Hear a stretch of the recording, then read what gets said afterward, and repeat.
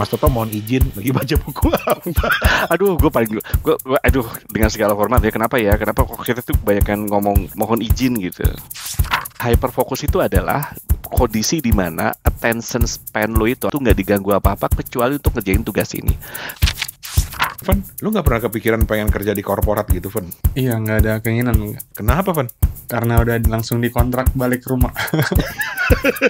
Lu udah ini ya, tanda tangan kontrak ya. Iya.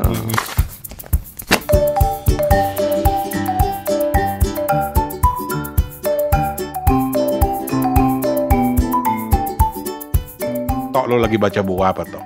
Kayaknya lebih enak Steven deh kalau yang ngomong kayak begini, Van. Van, kalau ngomong sama Toto tuh gue kasih tips ya, Van. Nggak usah sopan-sopan, Van. Iya, Van. Tok, lu lagi baca buku apa gitu aja, nggak usah Mas Toto lagi baca buku apa gitu. Enggak, apalagi Mas Toto mohon izin lagi baca buku apa. Aduh, aduh, dengan segala hormat ya, kenapa kok kita tuh kebanyakan ngomong mohon izin gitu. Itu buat gue adalah bagian dari tradisi di ketentaraan dan juga di kalangan pegawai negeri untuk ngomong ke atasan lo. Iya, gue setuju sih. Nah, itu kebawa, kemudian jadi tren gitu loh. Nah, tapi kan lu misalnya kayak mau presentasi gitu ya, lu udah waktu dijaga, mohon izin saya share-nya. Ya udah lu share aja, lu dikasih waktu buat emang presentasi. Gak usah gue izinin, ngapain? Emang kalau gue izinin terus lu gak pakai slide lu share kan, enggak kan? Iya ya. Lu mohon izin sebentar, saya share dulu slide-nya. Padahal mah biasa aja ngomongnya ya, langsung tunjuk tangan. Iya. Saya mau share atau saya mau tanya gitu ya. Enggak, kan kalau mau tanya mungkin oke lah, saya izin mau tanya oke lah gitu kan. Tapi kan lu waktunya buat lu untuk presentasi. Maaf, sebentar saya izin share slide dulu. Emang gue sebagai audiens bisa nggak saya izinkan, Pak? Gitu. Aduh. Ya udah, Van. Mohon izin nih, Van. Minta tolong lu ngomong.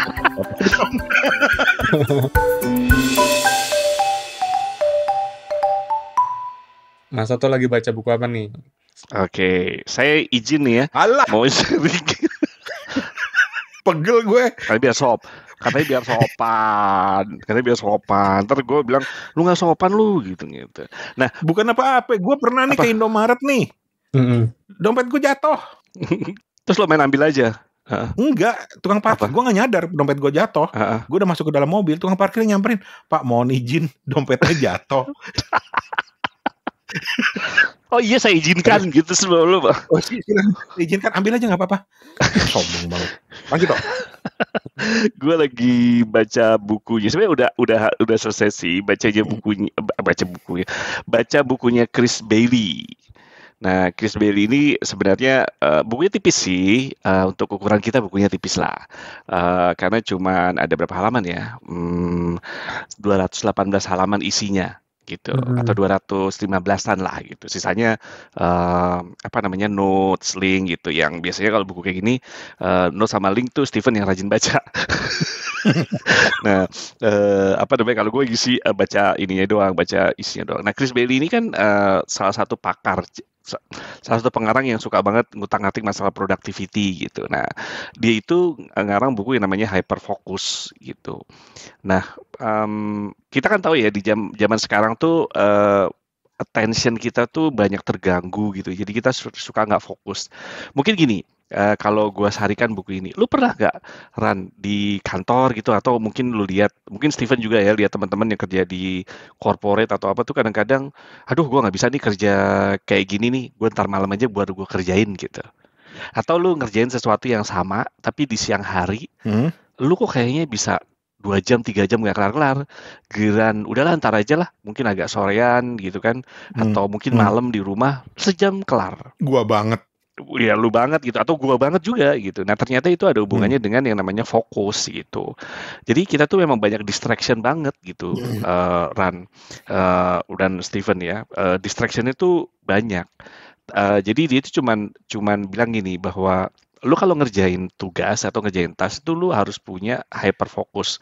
Tapi nggak setiap tugas itu lu harus punya fokus yang sama. Ulang. Nggak ngerti.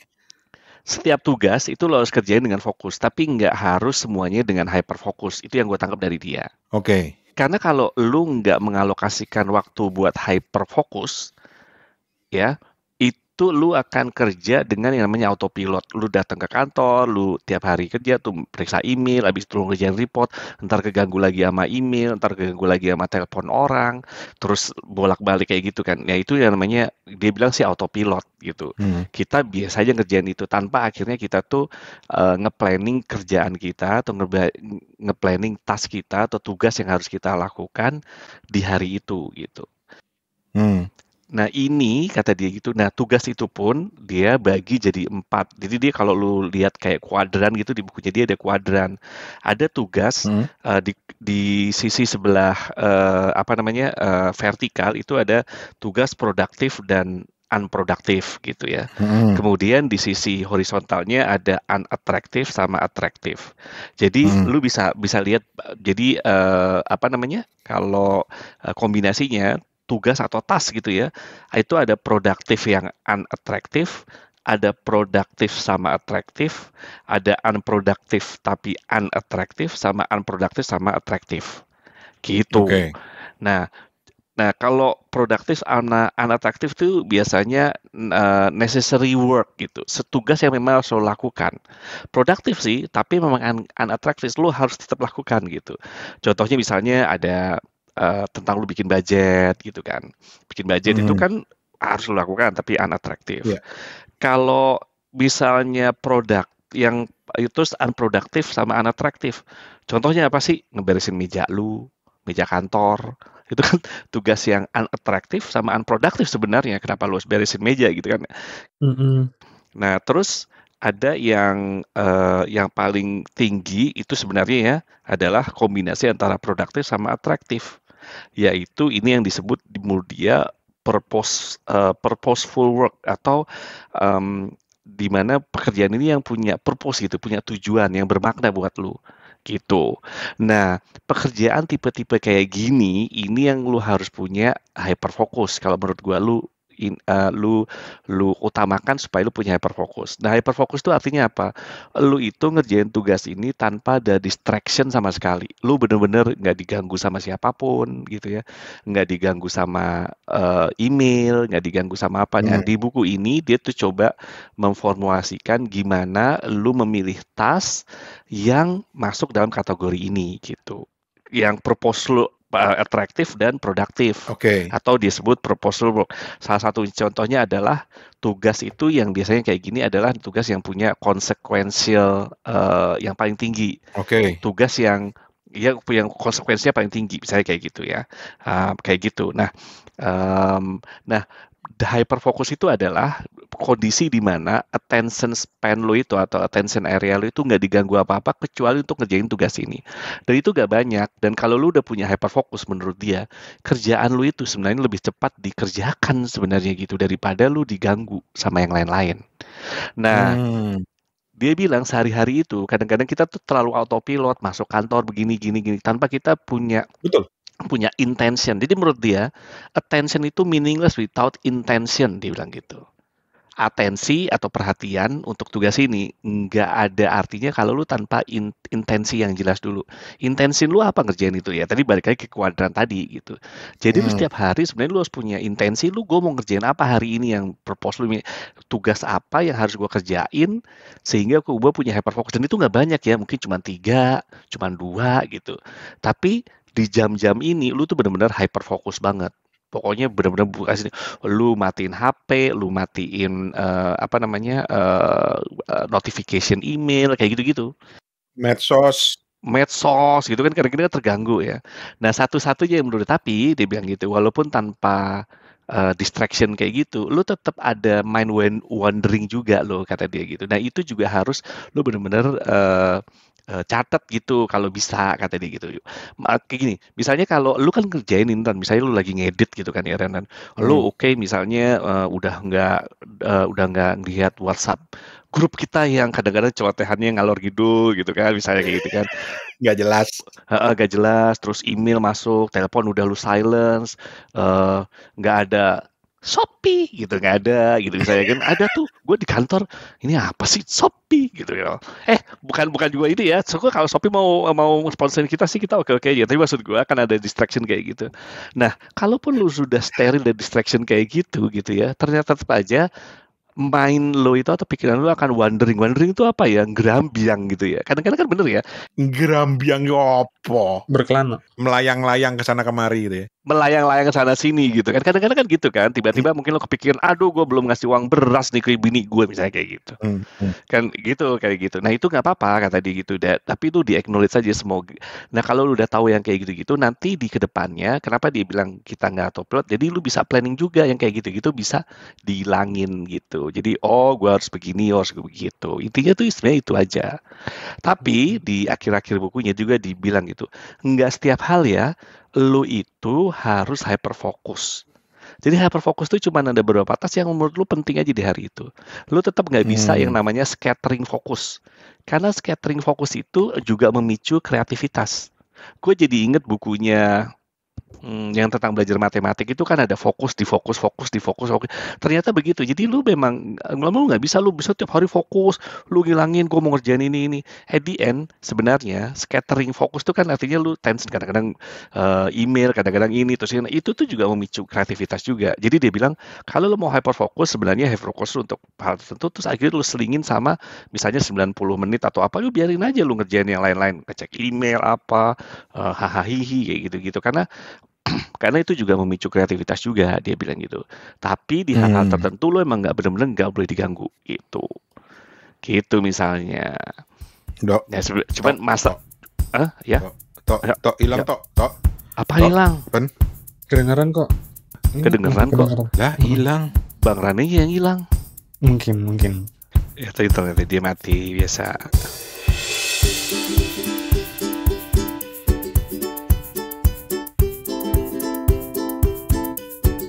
Ada juga tuh Mas Toto ini yang tulis, yang bukunya tuh judulnya Stolen Focus ya.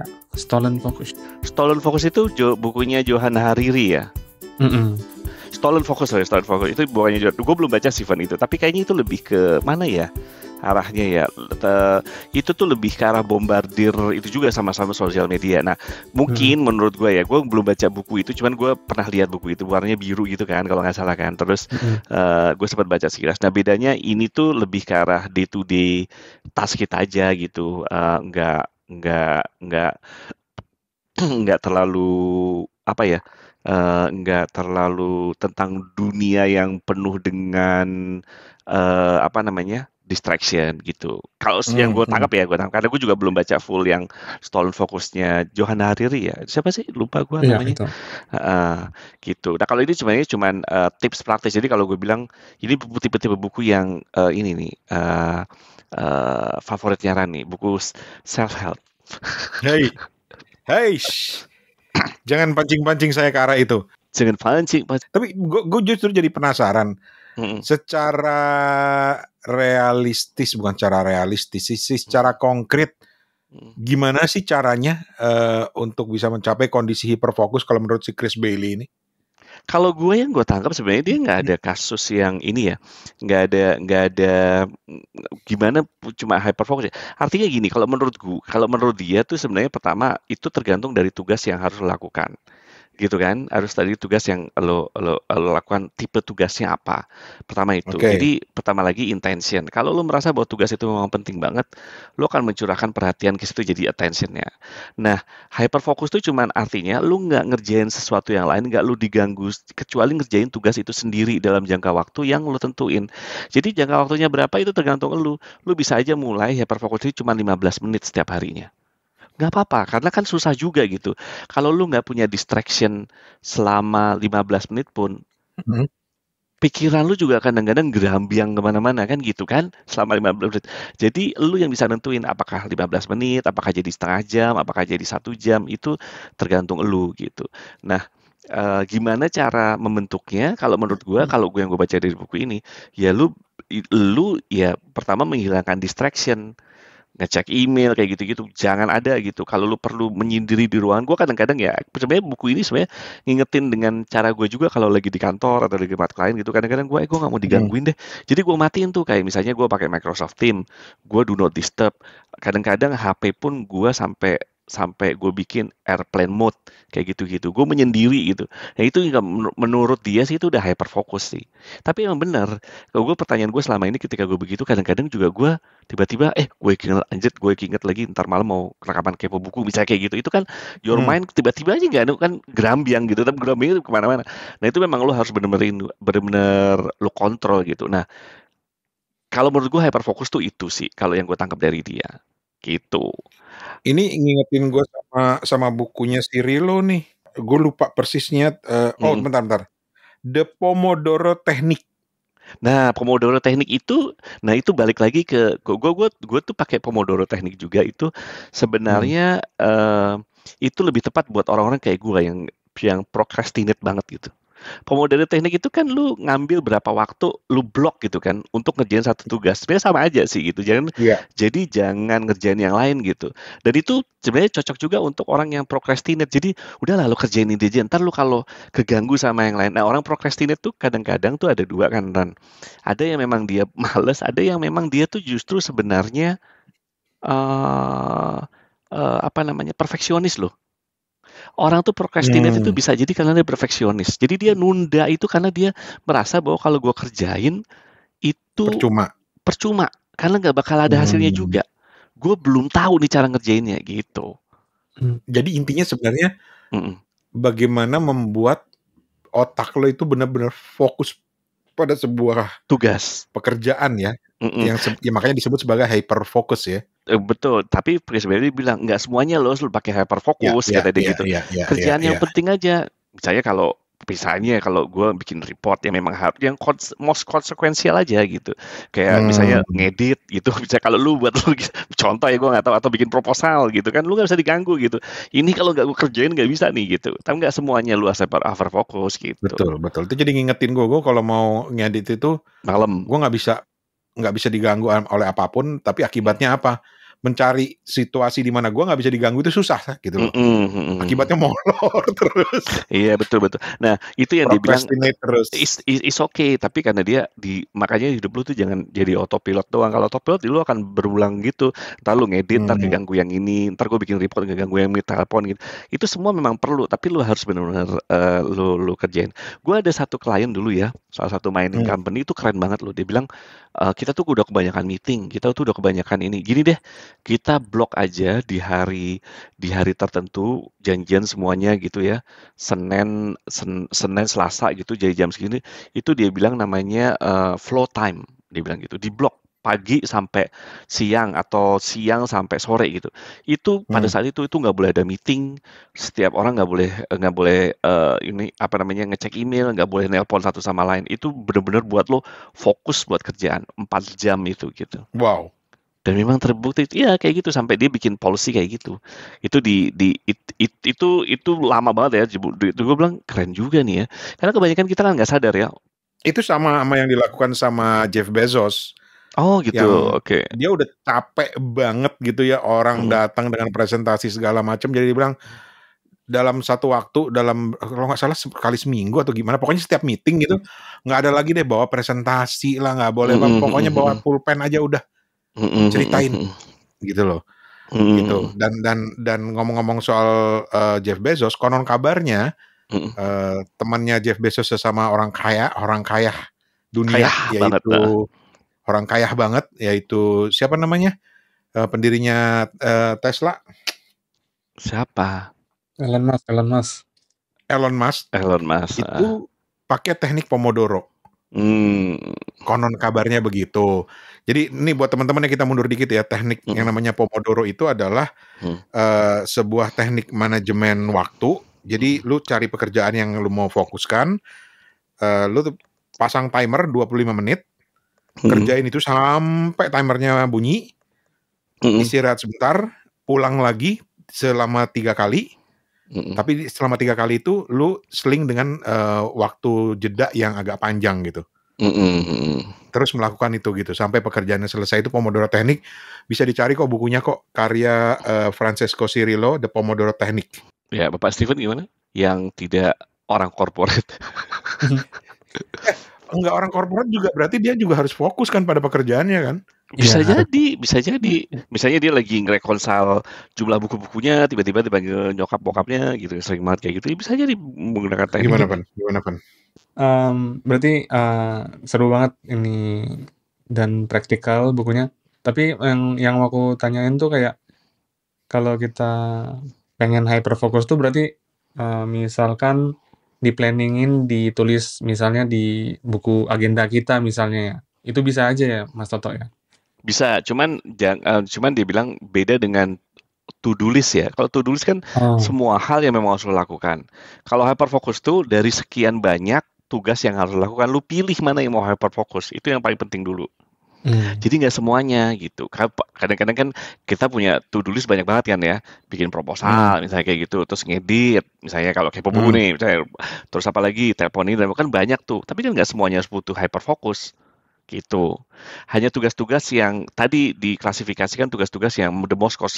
Yang lain, lu suka nggak suka emang lu kerjain. Lu ngebersihin meja kantor lu, itu kan juga to-do list, bener nggak? Betul. Lu ngeberesin rak bisa gue kayak gitu, itu to-do list kan. Tapi nggak harus lu punya hyperfocus kan. Kan bisa aja pergian itu lu dengan fokus biasa aja atau diselang-seling apa is okay gitu.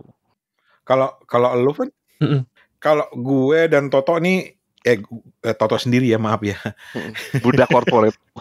Budak korporat. Saya sekarang bukan budak korporat. Saya memperbudak korporat. Oke. Asik. Jadi kalau Toto gitu kan ya orang korporat gitu. Tapi dari segi lu Van sebagai seorang pengusaha ya, kita bisa bilang pengusaha lo. Seorang Steven itu gimana lu memanage waktu lu? Apakah ada excuse buat lu untuk nunda-nunda gitu? Ada nggak sih, Van? Betul. Di keseharian tuh ya lebih ke seperti yang tadi Mas Toto bilang, lebih ke autopilot dan lebih apa ya, banyakannya tuh kadang-kadang produktif unattractive gitu, 75% lah. Tapi ketika serius 75%? Wow. Iya. Tapi ketika kayak orang masuk belanja kan gitu langsung masuk ke produktif dan atraktif. Apalagi yang belanja cakep ya. Yang belanjanya banyak. Banyak. Iya, Steven nggak peduli. Cakep-cakep cuma numpang baca doang kata Steven gitu. Cakep-cakep yang penting beli. Gitu. Tapi ada nggak sih waktu-waktu di mana lu benar-benar harus fokus nih pada satu kerjaan? Ada. Ketika menangani order yang masuk mungkin kayak gitu. Nah itu apa yang lu harus lakukan? Lu nggak punya kemewahan untuk menunda-nunda kan? Iya betul. Semenit itu langsung dikerjain ketika WA-nya masuk. Gitu. Langsung hyperfokus ya gitu ya. Dengerin tuh orang korporat, woi dengerin, woi. Gimana? Kalau ada order langsung dimasukin. Ada kerjaan langsung. Gua nggak ada order gitu. Oh iya. Kalau lu gimana? Kalau Steven gitu kan order buku, kalau nanti order langsung ya kamar berapa Pak? Gitu kalau si tadi. Kalau gue lebih terkait dengan waktu sih Tok. Nggak cukup waktunya ya. Enggak, maksudnya gini, gue punya waktu-waktu di mana gue bisa sangat produktif. Apapun itu, mau pekerjaan yang sudah sifatnya udah kayak di ban berjalan yang repetitif, maupun pekerjaan yang butuh konsentrasi sendiri, itu biasanya gue kerjakan di waktu-waktu khusus. Jadi misalnya nih dalam satu hari kerja ya, gue pasti mengambil antara jam 7 sampai jam 9 pagi. Kenapa? Ketika teman-teman gue belum datang. Nah itu kan sama aja sebenarnya. Lu hilangin distraction kan. Jadi lu sebenarnya tahu distraction lu adalah teman-teman lu yang ngajak ngobrol, yang bawa gorengan. Lu kan banyak terdistraction karena lu ada orang bawa gorengan sama nasi uduk kan. Iya. Nah itu bener aja. Jadi gue tuh bela-belain berangkat jam 6 dari rumah, nyampe kantor jam 7, buka pintu kantor, nyalain AC segala macam beres-beres, langsung kerja 2 jam. Itu produktif. Begitu anak-anak datang, gantian gue yang gangguin mereka gitu loh. Iya, karena lu abis itu lagi diajak diskusi gitu kan. Betul. Orang karena dengan distraction ini kata Chris Berry juga kadang-kadang lu nggak bisa juga ada misalnya tamu datang ke kantor lu atau orang mencet bel. Itu nggak bisa. Ya, kan nggak bisa diusir juga tamu kan. Nggak bisa diusir juga. Makanya dia bilang lu harus tentuin waktunya kapan yang tepat. Jadi bukan berarti lu hilangkan semua ya, nggak kacau dong. Memang itu kerjaan yang memang harus lu lakukan juga gitu. Betul. Makanya lu pilih-pilih kan. Waktu itu kebetulan lu udah dapet waktu itu. Nah itu sebenarnya hyperfokus lu. Iya. Gitu. Gue biasanya waktu itu pagi, dari zaman dulu deh, dari gue masih kerja jadi budak korporat juga di agency, gue tuh selalu datang pagi gitu, atau justru pada saat orang morning person, atau kalau misalnya gue nggak mau lagi malas berangkat pagi, gue justru jadi night person. Nah, kalau justru antara jam 7 sampai jam 9 malam, itu gue bisa fokus. Nah, gue tuh pribadi juga kayak gitu, cuman gue biasanya kalau udah malam gitu ya, energi gue udah habis. Mendingan gue datang pagi aja. Kalau gue lebih milih daripada gue ngerjain jam 10 malam sampai jam 1, mendingan gue tidur aja. Pagi-pagi gue bangun, entah gue ngerjain di subuh habis subuh gitu ya, atau ya kayak lu datang pagi udah enak gitu. Kadang-kadang lu, kalau gue sendiri ya pribadi ya, punya ini nggak sih, lu kalau kerja gitu di rumah lu bisa sama, tapi suasana beda. Suasana itu kayak lebih enak kerja di tempat yang biasanya rame kayak kantor, tiba-tiba lu sepi daripada lu ngerjain di rumah sebenarnya. Kalau gue gitu punya feeling yang berbeda gitu. Jadi gue justru lebih gampang fokus di kantor yang sepi gitu. Pada saat itu gitu kan, daripada rumah yang sepi gitu kalau gue. Dan ya kalau rumah sepi bawaannya pengen tidur terus. Kalau di kantor-kantor gue ngalamin terakhir kerja di agency itu, bahkan mereka sadar bahwa distraksi itu bisa sangat tidak produktif. Jadi mereka ngebuatin kayak booth-booth kecil toh di kantor tuh. Ada kali 8 booth berderet. Di situ lo mau teriak-teriak, lo mau muter musik kenceng-kenceng buat kerja segala macam. Itu apa silent room ya biasanya gitu kan ya? Silent room gitu. Biasanya juga itu biasanya kalau lu datang ke situ, orang juga udah ngerti, oh dia lagi pengen fokus kerja, nggak mau diganggu gitu. Atau ketika bos ngajak lu ke silent room, ya siap-siap lah, pasti ada sesuatu yang mengerikan.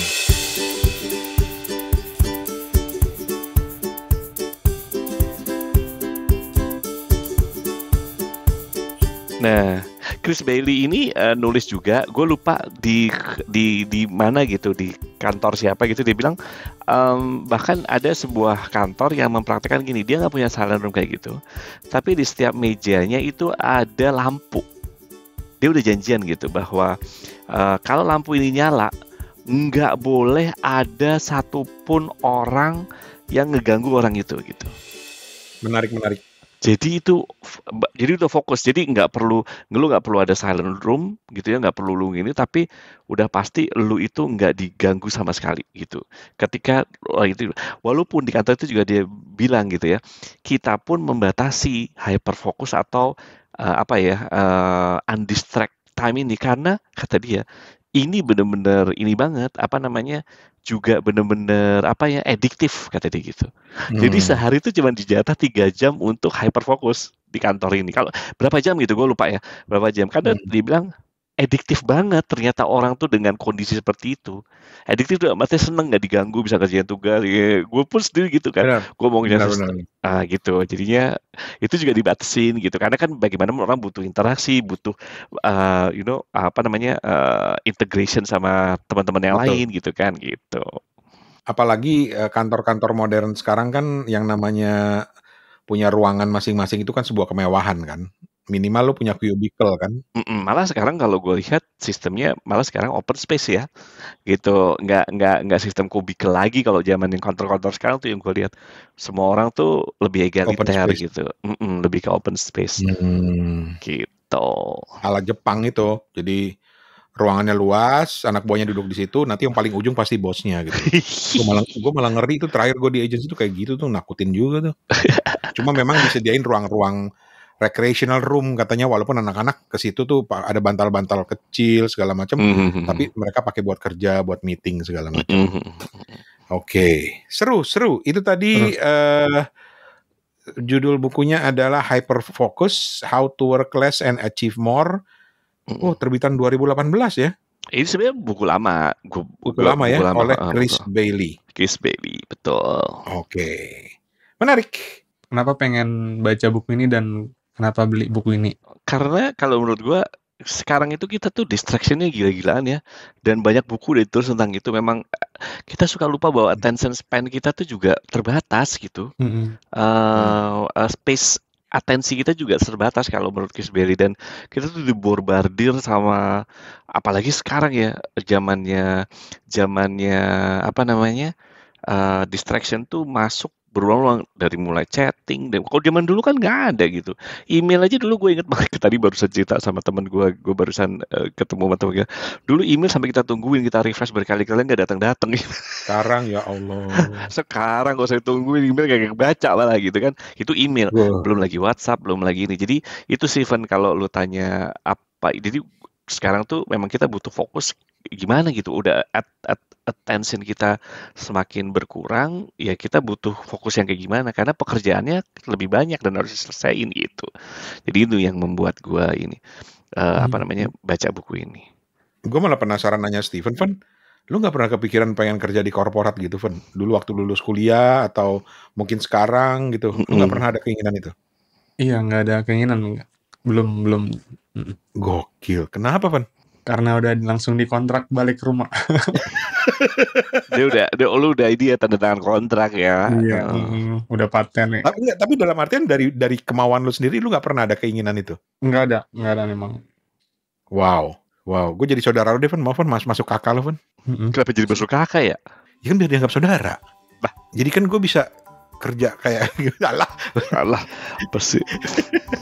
Tapi oke lah itu teman-teman, terutama yang kerja di perusahaan, di korporat, pengen nyoba berlatih, tapi sebenarnya bukan hanya buat di korporat ya, buat anak-anak sekolahan, mahasiswa juga menarik nih. Sama juga. Dalam keseharian lu ada masa-masa di mana lu bisa sangat fokus pada satu hal gitu, dan harus fokus. Ada tugas, harus fokus, hyper fokus istilahnya gitu. Keren. Oke. Baiklah.